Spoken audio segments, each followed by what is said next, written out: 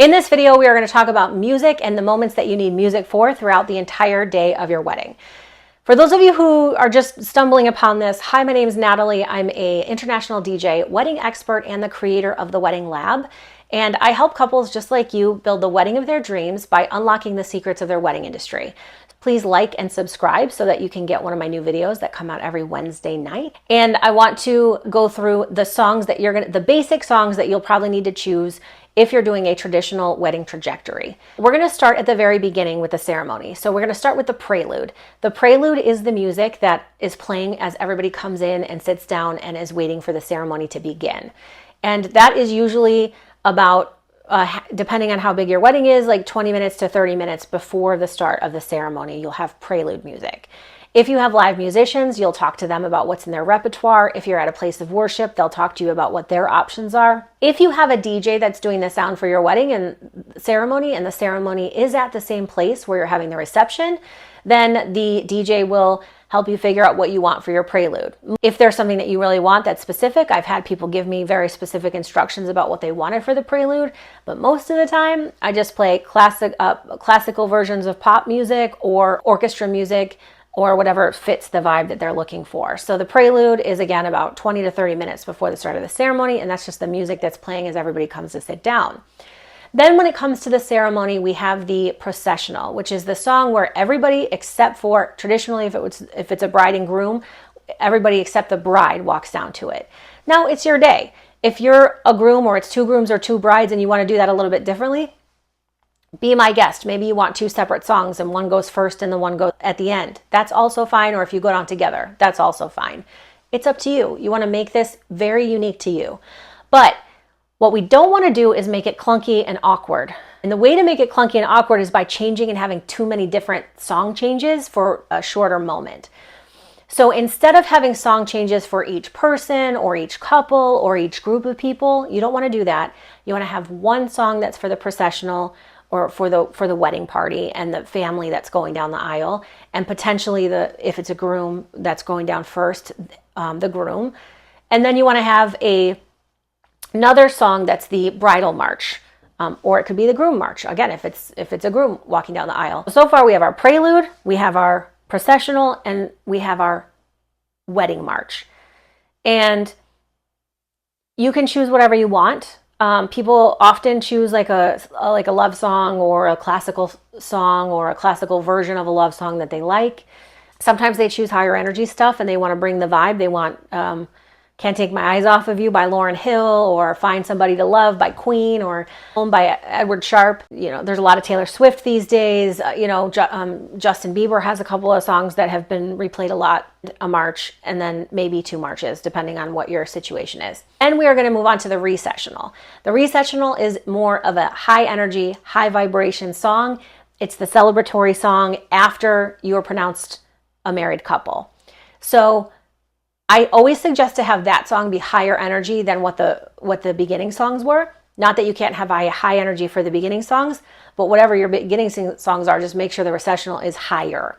So I've had everything from Signed, Sealed, Delivered by Stevie Wonder to Levels by Avicii to Paris by Kanye and Jay-Z. You can do whatever you want. That's a fun moment. Make it be your moment and have something that you're going to enjoy celebrating down the aisle to. So for the ceremony, we have our prelude, our processional, our wedding march, and our recessional. Then after that, we are going to move into our cocktail hour. And in the cocktail hour, you might have live musicians. And if you do, then you're going to talk to them about what's in their repertoire and what kind of music they play. If you don't have a live musician and you're working with a DJ, then you're going to tell your DJ what vibe you want for the cocktail hour. I always tell people, don't waste too much time on this. You're probably not going to be at the cocktail hour. Don't put any songs that you really want to hear. Create an ambiance with that. Do you really like jazz music? Do you really like R&B? Do you like easy listening? Do you like folk, indie rock? Do you like punk music? Like, what kind of stuff do you like that would give a good ambiance to the vibe you're trying to create? And if there's any themes of your wedding, you want to express that as well. And then just tell them, tell whoever, your DJ or whoever, that this is what you're going for, and they will typically create it. But if you're really into music, you can always create it too. I get a lot of people who create the playlist for that and they send it to me. I get a lot of people who say, these are the artists that I like, and they create part of a playlist and then I continue it. And I get some people who say, I'm looking for a chill party vibe. I don't really know what I want it to be, but I want it to have some high energy. I don't want it to be sleepy, but I don't know I don't know what that is. And then I'll go ahead and create that based on what all of our conversations are about what I think they'll like. If you are struggling to find that, I have some playlists linked below as well that you can click on and use some of my pre-made playlists if you want those. Then we're going to move into dinner.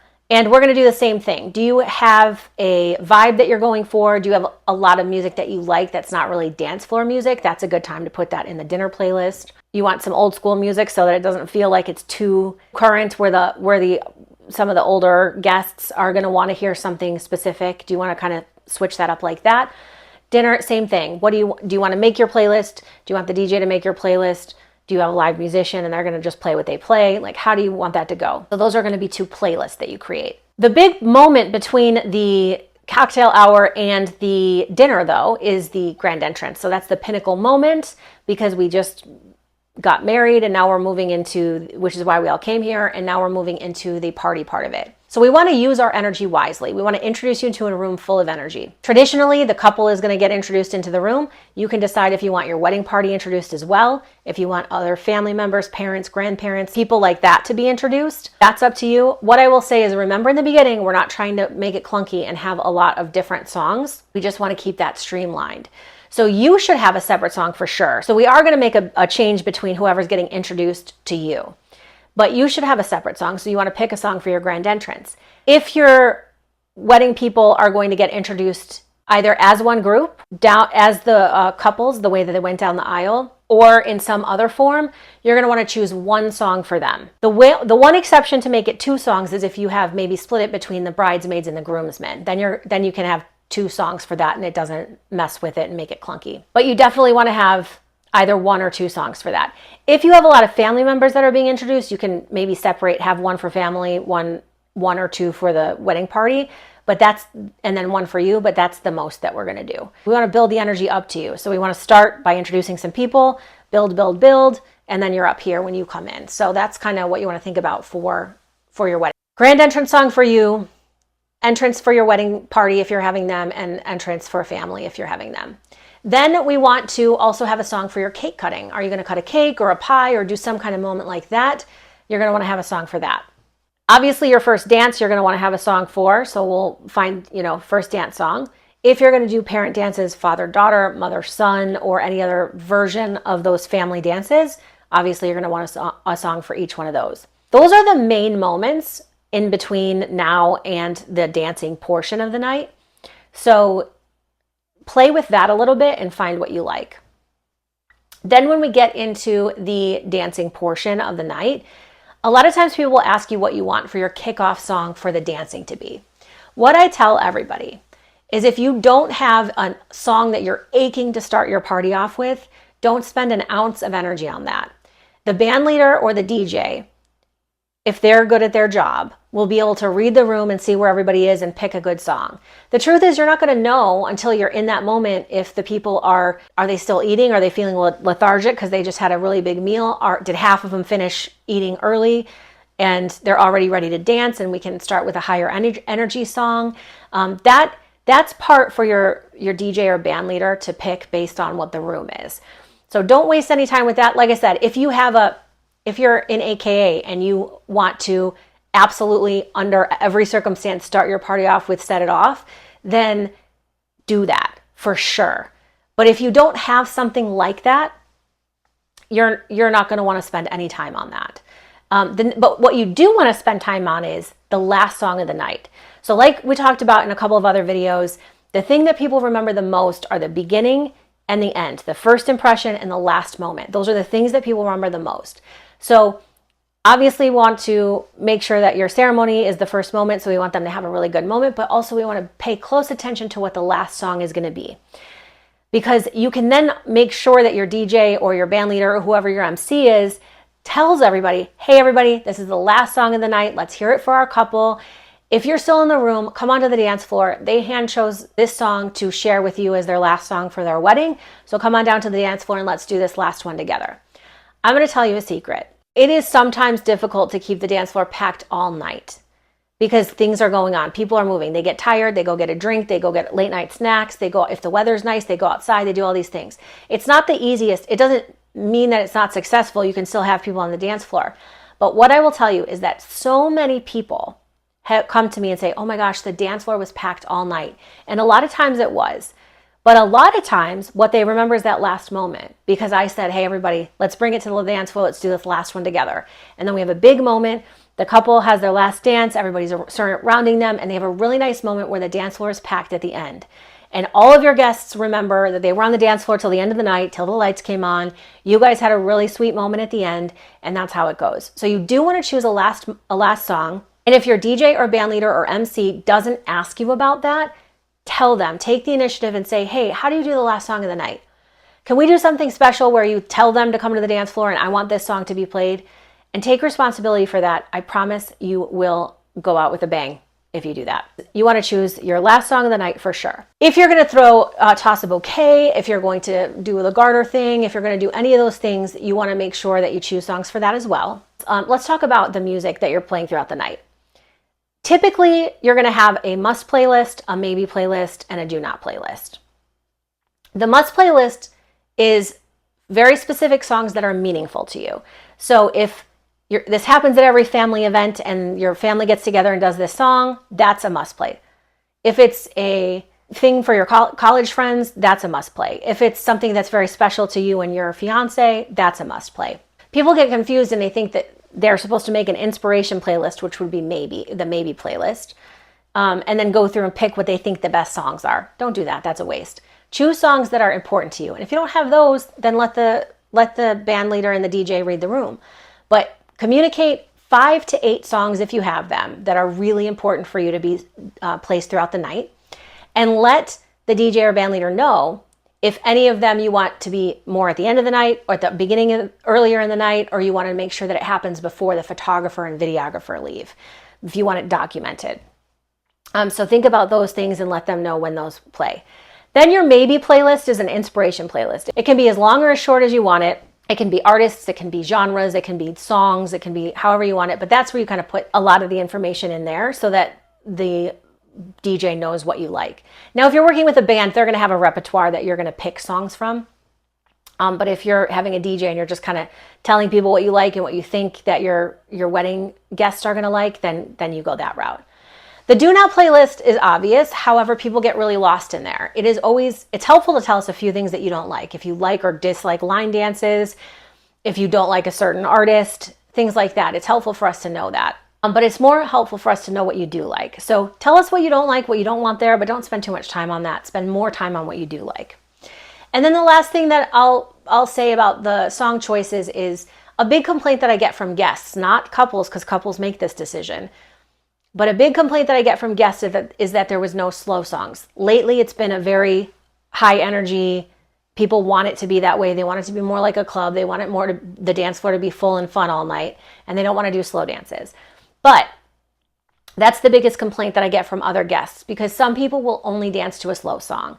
Some people only dance with their person at weddings and they haven't danced with their wife or their husband in the last 10 years. And now this is the first time that they get a chance to do that. So if you choose somewhere between 3 and 5 slow songs and put that on your inspiration list, you're probably not going to get 3 to 5 slow songs in a typical dance set. But it's easy to read the room for all the other songs. If it's a slow song, we always want to make sure that it's something that you like and is meaningful to you.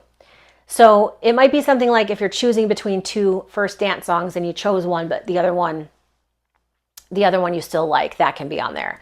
Maybe it's an older song that you like that you know your family will like. Maybe it's just a couple slow songs that you like. But if you pick those and you can communicate that to your DJ, that'll be really helpful, because we know that at least you'll get what you like during those slow songs, because sometimes it's harder to read the room for that. But other than that, that's how you choose your music for your wedding. And obviously, if you're going to do any special moments or unique things that are unique to you, you're going to want to figure out if music is involved or not. But that's the typical run of it. So you're going to have your prelude, your processional, your bridal march, or wedding march, I should say, your recessional, Then we're gonna have a playlist for cocktail hour. Then we're gonna have a grand entrance for you, and then another song if you're introducing your bridal part or your wedding party, and maybe another song if you're introducing your family. And then we're gonna move into a playlist for dinner, and then we're gonna maybe do first dance, cake cutting at some point during that time, parent dances at the end of dinner into the dancing, and then if you have a kickoff song, obviously we're going to have the last song, and we're going to have our must playlists, our maybe play inspiration list, and our do not playlist. So I hope that was helpful when it comes to music. If you need music inspiration, I'm going to link my Spotify playlists below. I have a couple of inspiration playlists that might help you, so you can go ahead and use those. Don't forget that the entertainment that you're having for your wedding is usually about 10% of your budget. And if you don't know how to make a budget, or you're not sure how to keep track of all these expenses, because it is it might be the first time you're doing something so big and so expensive. I also have my $7 budgeting tool, which is on a Google Sheet. You'll get access to a copy of it, and you can keep track of everything, all the money that you're spending. It'll help you budget it. And then it'll also start informing those pieces of your timeline to be able to use when you get to the end of it. So $7, super cheap, definitely worth it. And it's what I use when I help people plan their weddings. So if you want that link is below. And last but certainly not least, if you're interested in a DJ in the Chicago, Detroit, Austin, or Houston, Texas, Florida, Boston, New York, or a destination wedding, or you're interested in a band in the Midwest, then please use my calendar link below, schedule your free 30-minute consultation, and we can talk about your wedding specifically and how we're making it unique to you and how I might be able to help you with that. So congratulations on your engagement. Don't forget to like and subscribe, and I will see you in the next video.